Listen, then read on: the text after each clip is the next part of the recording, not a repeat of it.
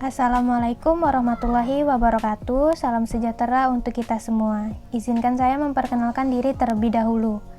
Halo, perkenalkan nama saya Alia Mumtaz, NPM 2191101171. Jurusan Ilmu Komunikasi, Fakultas Ilmu Komunikasi, Universitas Islam Riau. Di video ini, saya ingin memenuhi tugas dari mata kuliah Bahasa Indonesia yang diampu oleh dosen Ibu Dr. Ika Ningsi, SPD, MPD, dengan tugas keterampilan berbicara. Di sini saya ingin berbicara tentang pandemi yang sedang kita hadapi sekarang. Teman-teman sudah berapa lama di rumah saja?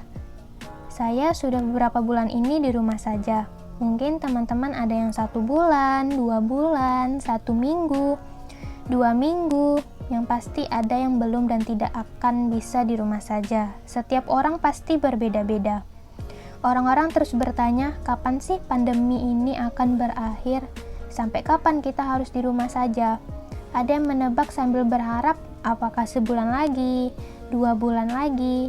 Dan ada yang memprediksi pandemi ini akan berlangsung sampai 1 tahun lagi. Kita semua tentu berharap ini selesai secepatnya.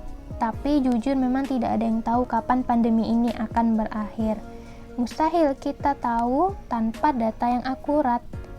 Susah untuk kita bisa memprediksi kalau kita tidak punya data yang akan bisa memberikan kita gambaran. Bagaimana pandemi corona di Indonesia? Apakah sudah mencapai puncaknya?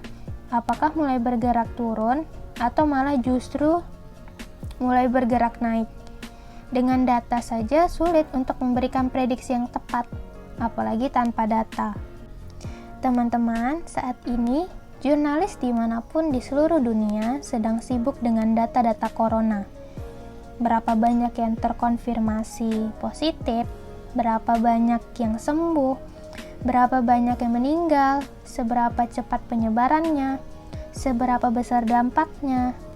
Tujuan dari data-data itu adalah pegangan untuk publik, agar publik bisa menggunakan sebagai rujukan untuk mengukur resiko, untuk mengambil sikap, untuk menentukan pilihan, untuk mengatur kehidupan kita. Data sangat penting di saat pandemi seperti saat ini. Masalahnya, data-data terkait corona ini terus bergerak. Selain itu, tidak selalu bisa didapatkan dengan cepat dan akurat. Kenapa? Sebagian karena pemerintahnya cenderung tertutup, sebagian lagi karena sinkronisasi data yang tidak lancar. Sisanya, karena karakter virus corona yang memang sulit dideteksi. Kemarin bisa positif, besok bisa negatif. Berbagai hal yang ditemukan sifatnya masih sementara. Berbeda-beda, ada yang bilang virus ini akan lenyap seiring pergantiannya musim. Ada yang bilang seseorang tidak mungkin tertular 2 kali. Belum ada suara yang bulat. Para ilmuwan masih terus mempelajarinya, karena virus ini adalah virus yang benar-benar baru. Masih terlalu sedikit yang kita tahu sekarang. Hari ini, satu-satunya kepastian adalah ketidakpastian itu sendiri. Kita menghadapi kenyataan yang benar-benar baru.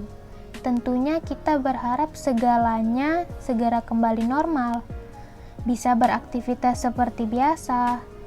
Tetapi daripada berharap pada sesuatu yang belum jelas, ketimbang merancang sesuatu yang muluk-muluk, lebih baik kita menyiapkan diri untuk menghadapi situasi-situasi yang tidak ideal. Supaya kita tidak kaget, biar kita lebih siap. Virus ini telah mengubah kebiasaan sehari-hari kita dalam waktu yang singkat, dan tidak ada yang tahu sampai kapan ini berlangsung. Sejak hari ini, hidup umat manusia memang tidak akan sama lagi dengan sebelumnya. Sulit, pasti, berat, sangat. Tapi kita manusia punya modal untuk menghadapi situasi ini. Apa itu? Kemampuan beradaptasi. Dengan akal manusia pernah, sedang, dan akan bisa menyesuaikan diri. Dan dengan iman, kita percaya bahwa Tuhan mempersiapkan manusia dengan amat sempurna untuk membangun dunia apapun kondisinya. Benar berat, tapi kita melakukannya bersama-sama. Semua punya kesulitan dan kondisi yang berbeda. Yang bisa kita lakukan adalah mengisi peran masing-masing.